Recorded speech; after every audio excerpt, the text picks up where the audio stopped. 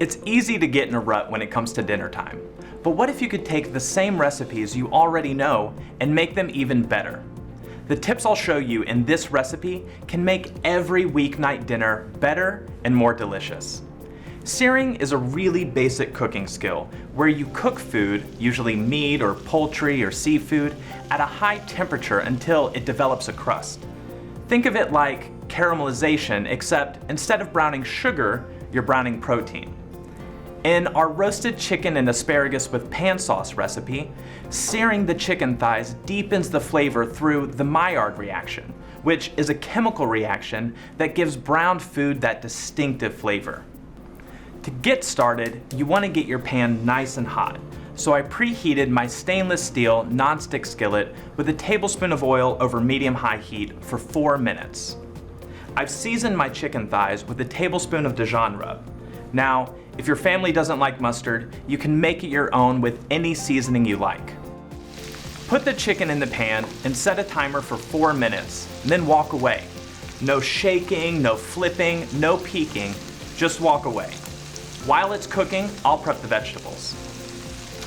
I'm going to use the simple slicer to cut the onion and the mushrooms. I like it because it cuts everything evenly, so it cooks all at the same time.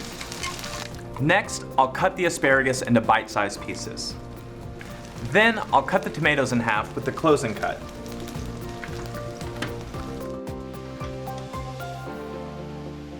Now I'm going to remove the chicken from the pan and add the mushrooms, the onions, the garlic, and salt to make my pan sauce. Look at these brown bits in the pan. It's called fond. It's what's left in the pan after you sear. But it's not something that you want to scrub away.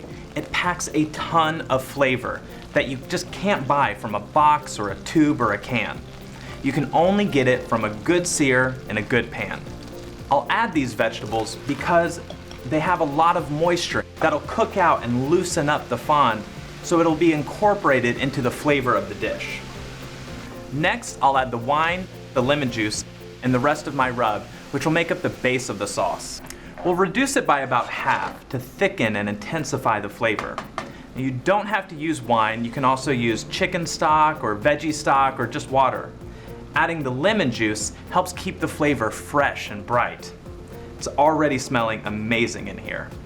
Then I'll add the rest of my vegetables and put the chicken right on top.